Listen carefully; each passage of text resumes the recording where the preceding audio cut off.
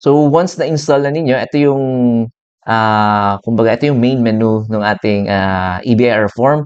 So input nyo lang yung kung first time nyo pa lang mag-input is yan, i-fill out nyo lang yung TIN number, yan RDO code, line of business. So i-check nyo lang yung inyong certificate of registration. Yung details niyan nakalagay lang doon. So in our case, nakapag initial na tayo gamit nito. So once I input itong TIN number dito, automatic na yung lalabas yung unang mga details na nailagay natin. So ito 0000. Ayan. So automatic na yan yung RDO code, line of business, and yung name nyo, yung registered address, zip code, and the number, and the email na din. So ito, the list of BIR forms. Click nyo lang itong drop-down menu. And then piliin nyo dito is the 1701Q version 2018. Ito, 1701Q version 2018. I-click nyo and then click nyo itong fill up. And then okay. So after nun, ma-open na itong 1701Q. So for the year natin is 2025 and then yung quarter natin is second na and amended return, that is no. So number of sheets, you can leave it lang blank or zero. And then TIN number ninyo, yan, naka-pre-filled na yan. So hanapin nyo lang, again, hanapin nyo yung mga information na kailangan yung fill outan so that mag-proceed to successfully. And the taxpayer or your filer type ninyo, in our case, yung example natin for today is a Shopee seller. So, single proprietor siya. And then the ATC, so i-check nyo dito is, depende if ano yung ginamit nyo nung first quarter. Tandaan nyo, if ano yung ginamit nyo nung first quarter for the entire year, yan na yung gagamitin nyo dito. For example, nag 8% kayo and graduated income tax rate. So, for the entire year, yun na yung gagamitin ninyo. So, for example lang natin is, ito yung pinakamadali kasi is the 8%. So, 8% yung piliin natin. And then, let's proceed. Number, yan, fill out na yung number 9, 10, 11, the date of birth. So, i-follow nyo yung format, month, and the day, and the year. And then, email address, okay. Citizenship, yan, fill out na ninyo. Yan, Filipino. Foreign tax number, leave it blank. So, in most cases, blank naman yan. And number 15 is claiming foreign tax credits. Again, in most cases, no. And then sa number 16, ayan, automatic na yan na 8% because sa taas, yung pinili natin kanina, is mag-a-avail tayo ng 8%. And sa method of deduction, since 8% na tayo, wala tayong method of deduction. So, wala tayong pipiliin dyan. So, next is the part 2, the background information on spouse. So, if ever you have, if applicable lang, you have to fill out these details.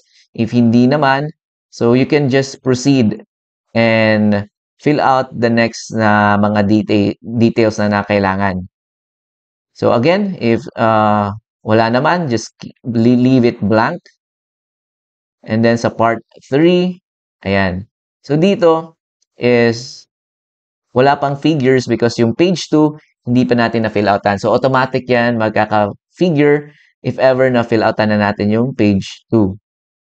Again, don't forget if ever ipiprint ninyo, kailangan nyo itong you should sign dito. Fill outan nyo to and then sign and then save nyo mamaya pag natapos nyo na mag-fill out na itong 1701Q.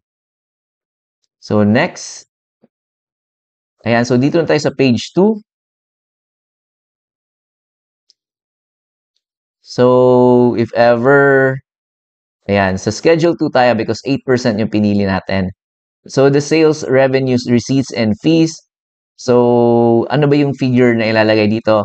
So since this is the second quarter, yung applicable na months dito is January, February, March is your first quarter. So yung April, May, and June, yan yung ating second quarter. So yung ilalagay nyo dyan, yung net sales niyo again for April, May, and June. So if ever balikan nyo yung inyong manual books of accounts niyo and if ever mas yung sinabi nabanggit natin kanina, mas maganda if i-total niyo per month and then per quarter. So let's i-check natin yung ating Excel file kanina.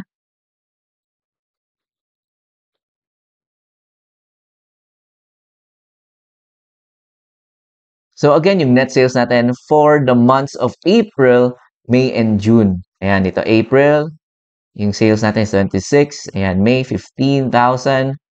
And then sa June, 15,000 din.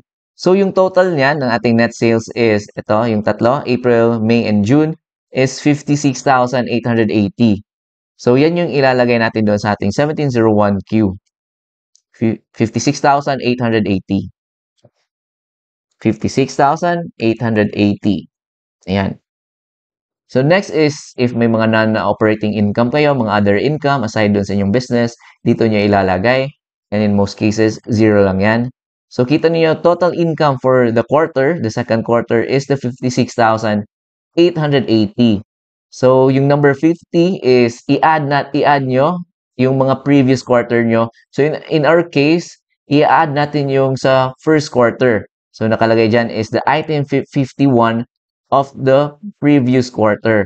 So, kailangan yung i-open yung inyong na-file na ITR nung first quarter or pwede nyo tingnan yung inyong Excel file. You can, supposed to be, dapat same lang yung figure niyan. So, i-open natin yung ating previously filed ITR.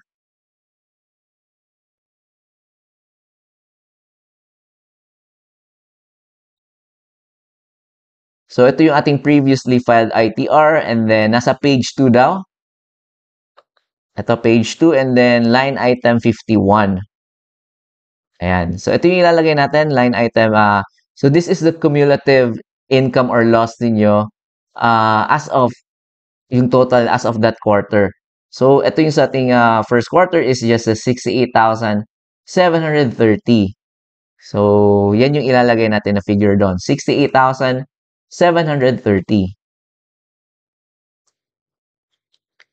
68,730. Ayan.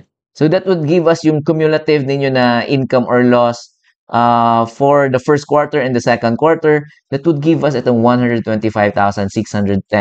So again, yung nakaganda, if ever you have yung Excel file, you can check it there. So check natin if tugma ba dun sa ating Excel na file.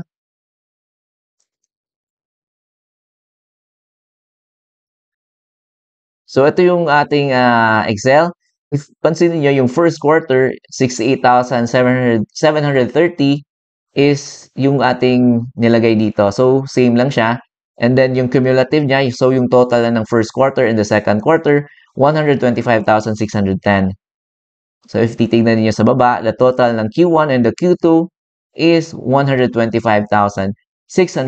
So tugma. So at least confident tayo na tama yung figures na nailagay natin sa ating 1701Q. So ayan, so yung number 52, again, if you are purely engaged in business or practicing a profession, ibig sabihin no, hindi kayo mixed income earner, meaning hindi kayo employed at the same time, you are allowed dito na allow deduction na 250,000. Ayan. So, ano yan, wag niyong kalimutan. Kasi if ever makalimutan nyo, magkaka-tax due kayo. So, dapat zero dapat yan. If hindi pa lagpas ng 250,000. So, kita nyo dito, less 250,000, that would give us itong taxable loss to date na 124,390. So, that would give us itong tax due na zero. So, proceed na tayo sa next na schedule yung tax credits and the payments. So, number 55, if ever may prior years excess credits kayo, i-check nyo yung na-file nyo na annual ITR for the 2024. Nakalagay dyan if may mga excess na payments or credits na pwede nyo i-carry forward to the next quarter or taxable year. So, in our case, zero lang ito. And then, i-check nyo ulit tax payments for the previous quarters. So, yung previous quarter natin is quarter 1. So, i-check nyo if ever may mga payments kayo doon. In our case, zero kasi yung ating tax due, zero din yung ating tax payment. So number 57 tayo is the creditable tax withheld for the previous quarters. So sa lahat ng previous quarter. So in our case, the quarter 1, so dito na makikita doon sa ating Excel file. Or pwede nyo din i-check yung inyong previously filed na ITR, nakalagay yan doon sa creditable tax withheld for this quarter. So, i-check natin yung previously filed muna na 2307. so that makita ninyo.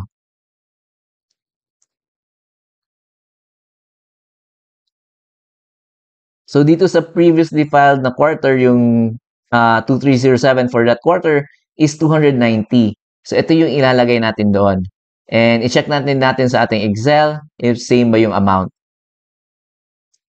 So for our Excel file, ito yung total first quarter na CWT or 2307 is 290. So tama yung ating figure. So balik tayo doon. Balik tayo sa EBIR form. So, yung previous quarter natin is 290. So, again, kailangan yung humingi ng 2307 so that makiklaim niyo yan as part ng inyong tax credits na ima-minus sa inyong tax due.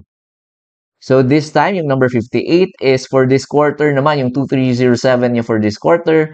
So, i-check nyo kung ano ba yung or how much ba yung 2307 nyo for that quarter. So that is again April, May, and June. So i-check nyo dapat nasa inyo yung 2307 so that makiklaim niyo. If wala naman, pwede nyo siyang i-claim sa next quarter na lang or sa annual na lang ninyo i-claim if hindi pa dumadating yung inyong 2307. So ito, for example, balik kayo sa inyong Excel file or sa books niyo. I'm sure na-record nyo to sa books niyo because yung requirement talaga ng BIR is manual na pagsulat sa inyong books. So, pinakita ko lang sa inyo, mas helpful din kasi if ever may Excel kayo, and then ililipat nyo na lang sa inyong yung sa manual books. So that mas madali na lang yung pag-add ng mga figures. So again, the second quarter na 2307 is 240. So balik tayo sa EBIR form. So, yung ilalagay natin sa number 58 is 240. And then, number 60, zero lang yan, mga foreign tax credits, hindi naman nag-apply yan sa atin. And that would give us itong total tax credits and payments na 530. So, may overpayment tayo na 530 since wala pa tayong income tax due for this quarter. So, maki-carry forward yan actually if ever may mga tax due na kayo sa proceeding ng mga quarters or sa annual, pwede nyo yan siyang gamitin. So, dito tayo sa penalties. So, wala tayong penalties. So, if ever late kayo sa pag-file, again, you should go to your RDO na so that sila na yung mag-compute ng inyong surcharge, interest, and the compromise penalties. So, balik tayo sa page 1. Makita nyo dito is may amount na dito sa ating part 3 or the total tax payable. So, yung tax due natin is 0. Ayan, may tax credits tayo, yung 2307 na 530. So, yung overpayment na 530 and then walang penalty. So, yung total amount or overpayment natin, so wala tayong payable for this quarter is 530. So, ayan. So, ayan, natapos na natin. So, i-click niyo yung validate. Ayan, kita nyo validation successful. Ayan, okay. And then, i-save ninyo. Of course, i-print ninyo so that may copy kayo on file. May i-save nyo as PDF na din so that yun nga, may copy kayo if ever man na kailangan yung i-open ulit or if ever ma-audit kayo ng BIR, may copies kayo niyan. And click nyo itong submit. Final copy. Ayan, are you sure to submit? I-click nyo lang okay if ever mag-fail yan. I-try nyo ulit again until successfully ma-submit niya. So, I suggest i-screenshot ninyo if ever successfully submitted na yung inyong ITR. And then, hintayin na lang ninyo yung income tax return receipt confirmation sa inyong email. And if may mga payable kayo, you can use na online, pwedeng Maya or MyEG. So, yun lang yung ating video for today. I just showed you kung paano ba i-fill outan yung 1701Q, yung second quarter, and yung ating example for today is yung 8% because yun naman yung mostly na ginagamit 8% because if pansin niyo if hindi kayo lumalampas sa 250,000, wala kayong income tax due and wala din kayong percentage tax due. So, mas advantage sa inyo. So, yun lang yung video natin for today. Again, my name is Peter, your Pinoy accountant. If ever may mga tanong kayo, just comment down below. And of course, don't forget to like and subscribe to our YouTube channel. And you can also visit our website, www.pinoyaccountant.com. And if you would want to donate, you can click on the donate tab. And if may mga messages kayo, you can just email it to me. And ilalagay ko doon yung mga messages niyo sa ating website mismo. So again, Thank you very much, and I'll see you in our next video.